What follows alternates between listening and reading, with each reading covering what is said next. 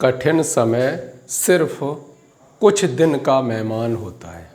हाय, मैं Suraj Ram Rajput DAV inter college Alipur Khera से आपके लिए लेकर उपस्थित हैं कक्षा 9 गणित। टॉपिक चल रहा था बहुपद। हम आपको 8 वीडियो प्रोवाइड करा चुके हैं इस चैप्टर से संबंधित। देखेंगे आप पार्ट नंबर 9 और क्वेश्चन नंबर 4। क्वेश्चन नंबर 4 क्या दिया गया है? क्वेश्चन नंबर 4, निम्नलिखित प्रत्येक पद में दिए पद का गुणांक ज्ञात कीजिए। निम्नलिखित प्रत्येक पद में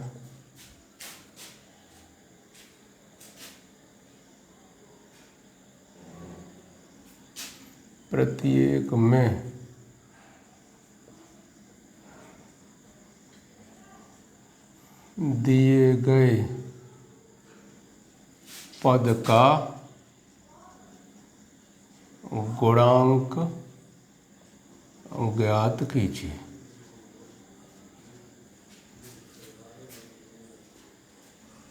फर्स्ट पार्ट में लिखा हुआ है 3x क्यूब माइनस के 5x square, 3x cube minus 5x square minus 5x plus 6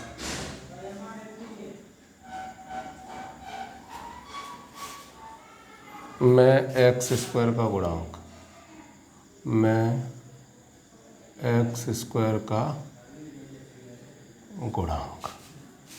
second part 7x power 4 plus 5x cube 3x plus 7 में x क्यूब का गुणांक।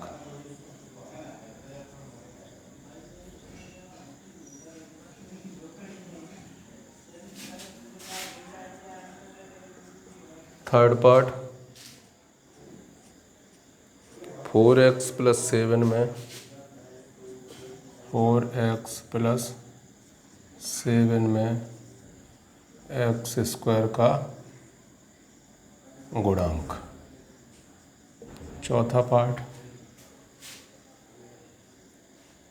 3x माइनस 2x स्क्वायर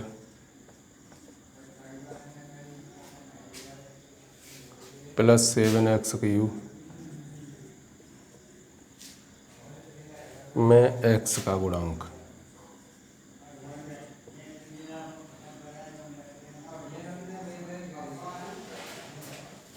ये 4 पार्ट दिए गए हैं।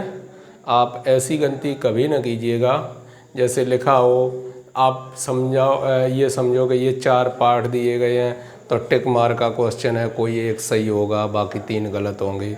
ऐसा नहीं है। प्रत्येक में दिए गए पद का गुणांक ज्ञात कीजिए। ये 4 अलग अलग सवाल हैं और आपको चारों सवालों को सॉल्व करना है। तो आइए देखते हैं पदों के गुणांक।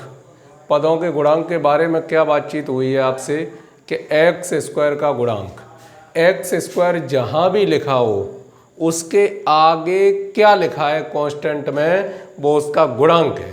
तो बस सबसे आसान है प्रश्न, 3x cube minus 5x square plus 5x minus 6 plus 6 में x स्क्वायर का गुणांक। तो x स्क्वायर ये आ रहा है यहाँ पर x स्क्वायर।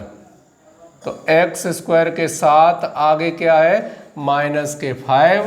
तो इसका मतलब हुआ x स्क्वायर का गुणांक कितना होगा माइनस के 5।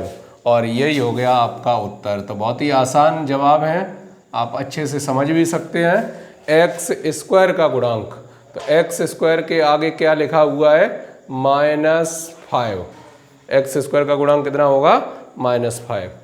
दूसरा ये दिया हुआ है, मैं एक्स क्यू का गुणांक, तो एक्स क्यू वाला पद ये है, तो एक्स क्यू के आगे क्या लिखा है 5 लिखा है, तो एक्स क्यू का गुणांक कितना होगा 5 होगा। यहाँ इतने में एक्स स्क्वायर का गुणांक, एक्स स्क्वायर, इसमें एक्स स्क्वायर है नहीं है, जब नहीं है तो एक्स स्क्वायर का गुणांक क्या होगा 0।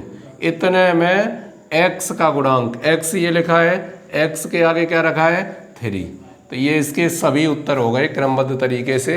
इससे आसान जवाब और आपको क्या मिल सकते हैं, सरल प्रश्न है। केवल हमें ये सोचना है कि आखिर वो पूछना क्या चाह रहा है। वो पूछना चाह रहा है coefficient of x square, coefficient of x Q, coefficient of x square, coefficient of x. तो यहाँ एक्स स्क्वायर का गुणांक क्या होगा, यहाँ एक्स क्यू का गुणांक क्या होगा, एक्स स्क्वायर का गुणांक क्या होगा और एक्स का गुणांक क्या होगा।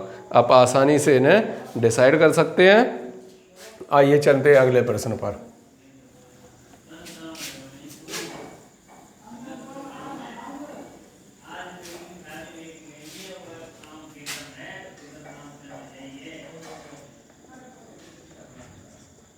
क्वेश्चन नंबर 5, निम्नलिखित प्रत्येक का एक उदाहरण दीजिए।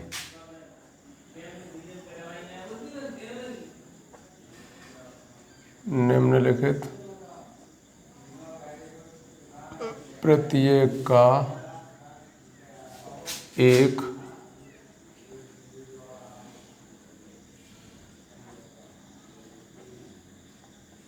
उदाहरण दीजिए। फर्स्ट पार्ट, घात 19 का एक पदीय, घात 19 का एक पदीय, घात 16 का द्विपदीय, घात 16 का द्विपदीय, घात 5 का त्रिपदीय, घात 5 का त्रिपदी। ये आपको 3 पार्ट दिए जा रहे हैं, यहाँ भी तीनों पार्टों को सॉल्व करना है। एक पदी, पद एक ही होना चाहिए, घातें कितनी होनी चाहिए 19, तो आप ऐसे भी लिख सकते हो 19 घाती एक पदी। घात 16 का द्विपदी तो क्या लिख सकते हैं x पावर 16 + 1। घात 5 का त्रिपदी क्या लिख सकते हैं x पावर 5 4x² + 1, कैसे भी लिख सकते हो।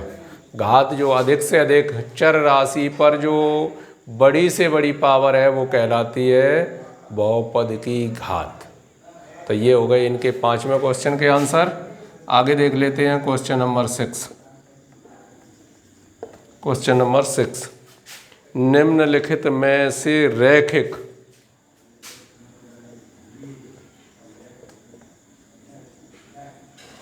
निम्नलिखित में से रैखिक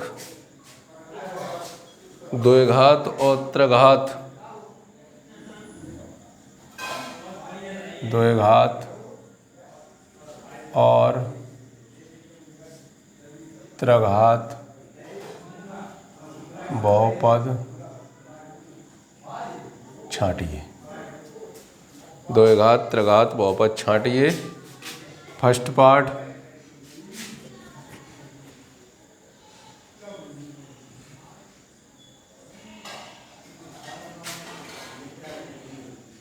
x³ + x² + 3।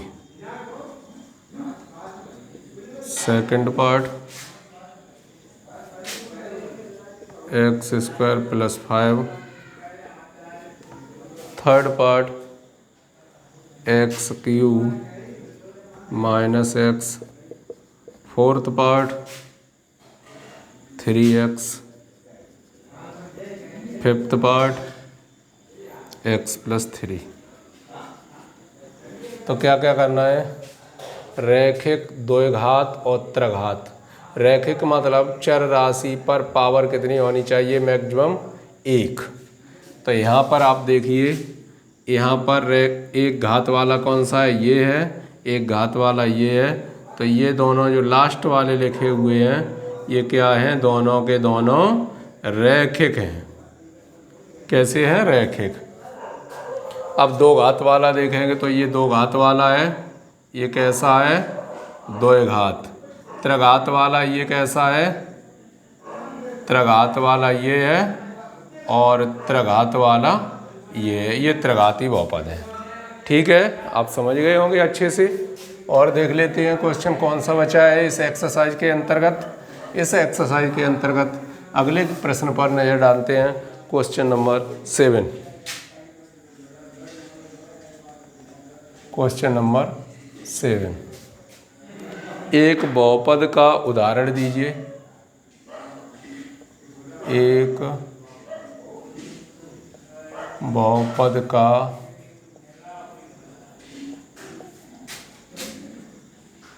उदाहरण दीजिए जो न तो एक पदी है, जो न तो एक पदी है, न द्विपदी न त्रिपदी,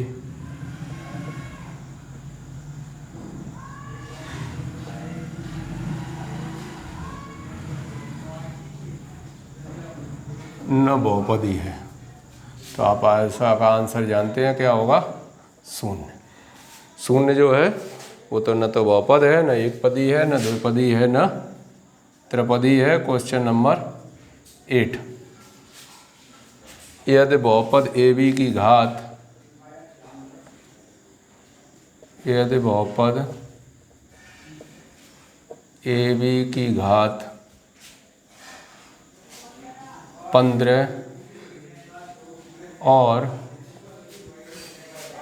ए की घात 5 है,